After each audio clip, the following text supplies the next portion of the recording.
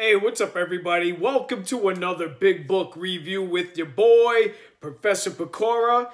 I hope that you're doing well, and we have a grail to review today. A world-class copy of a grail, and when I say that, I mean that. All right, I am talking about Daredevil number 168. And the CGC 9.8 White Pages Newsstand Edition, CVA Certified, CVA Exceptional, a grail, the best copy of this key Bronze Age book in the world. And I am not just saying that, I mean that. And let me show you why. Let's get into this. Wow. This is the best looking copy of Daredevil 168 in the world. It holds the world record sale for a Daredevil number 168 CGC 9.8 Newsstand Edition. Yes, I purchased this particular copy for almost $14,000 back in June of 2022. There was underbidders, and the sale that was previous to this was around over $13K on Heritage.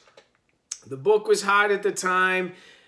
Partly it is because of the comic bubble and all of that going on, but I mean, I knew what I was dealing with, and when I saw this particular copy, man, I've never seen a more perfectly wrapped and centered copy than this bad boy. And, you know, I had to pay up for it. Just look at that. As a perfect spine. I mean, perfect staple placements. I mean, when you talk about a perfect looking book, man, this is it. Look at how perfectly cut this book is. Look at the Marvel Comics group strip along the top. It's perfect. You rarely ever see copies of a Daredevil 168 with that perfect cut. It is notorious for being miscut along the top and the edge here. This one doesn't have that issue, that aesthetic defect. I mean, look at it. I mean, damn. When I say this is world class, this is world class. All right, colors are vibrant. Perfect staple placement, perfect cut, perfectly wrapped and centered, literally nothing. No, none of the front cover on the back cover, nothing. No, you know what I mean? No, no back cover on the front, nothing. Look at it. It's so immaculate. Like, this is the copy. And recently I had it submitted to CVA. What is CVA? CVA is the Comic Verification Authority, right? And they looked at the book up close, and they said that this particular copy looks better, presents better than your typical 9.8s. And as of this recording, I don't know of any other Daredevil 168 9.8 that has received a CVA certification. So basically, they look at aesthetic qualities that aren't typically associated with the book's gray, like cover wrap and centering, cut, staple placement, color vibrancy, color smudges, maybe on, you know, from a printing, defect or whatever. Like, none of that. You know what I mean? This book is pristine. All right, so I had to start off this video by talking about the integral structure of this particular copy, this being the world record holder for this particular book in the world for a damn good reason. And it is a gem. This is a gem in my collection. And let's talk about more of the historical significance of this Bronze Age key. So, yes, as the cover suggests, we have Elektra on the front cover. This is her first appearance in the history of comics. And it is her origin story contained in this key Frank Miller book. So Elektra is a major Marvel character in the Marvel Universe. And she is just also a major supporting character in Daredevil continuity. And she is also a major female character in comics in general. In the Marvel Universe, in comics in general. Anytime you see those iconic size and a female, who do you think of? Elektra. There's been several movies with her involved. She was in the Daredevil streaming series. She's expected to come back in the reboot Daredevil Born Again at some point. And there is a lot of potential for Elektra to continue to, to grow, to expand, she had her own self-titled series, or she had a limited series, in the 80s, all that cover art drawn by Bill Sienkiewicz. And Elektra is badass. She is my favorite female character, hands down. She's my favorite female character.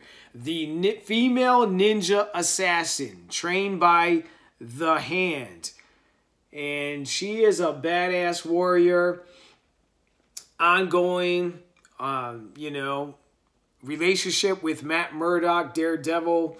Had a love interest, and then that went sour, and then they became enemies, and, it's just a really great storyline.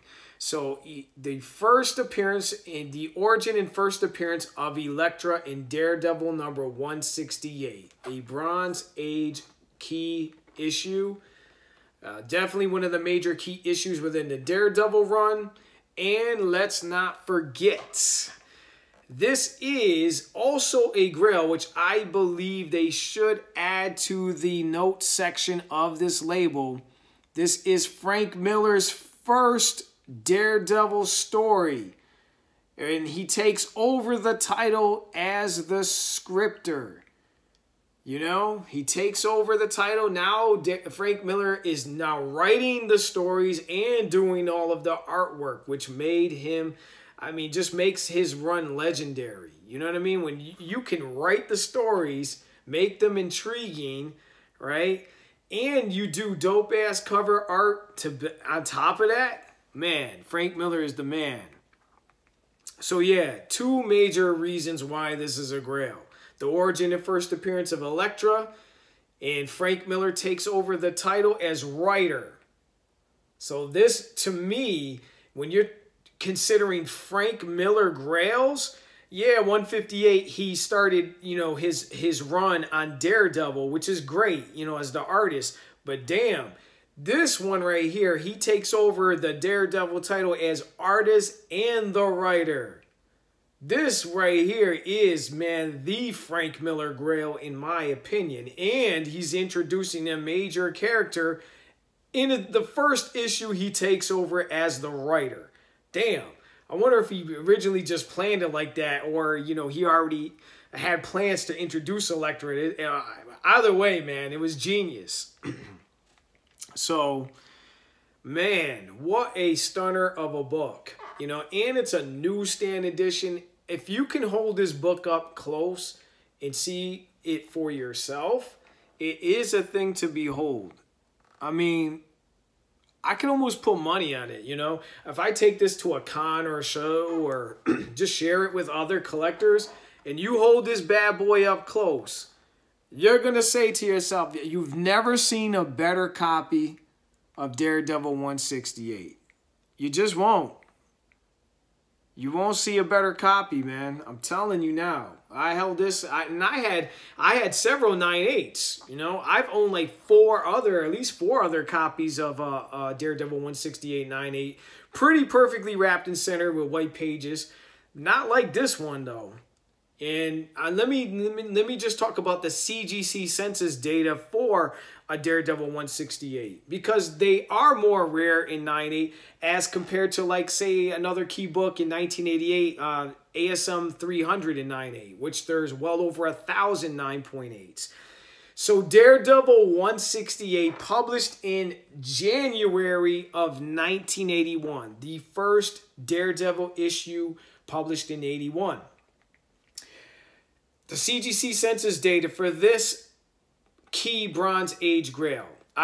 As of this recording, there are 6,126 universal copies graded on the CGC Census. Out of that amount, only 234 copies were graded in 9.8 with none higher.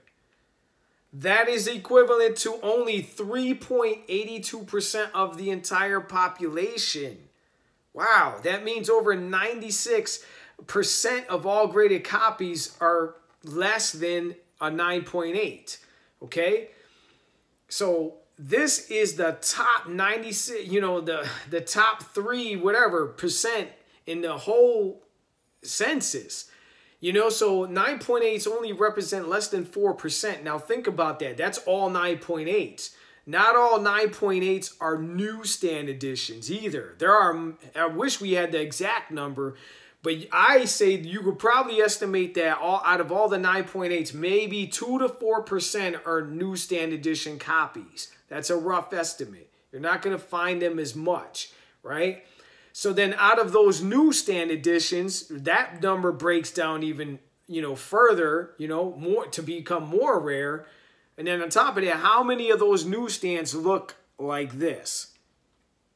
Not many. None. I've never seen a better looking copy.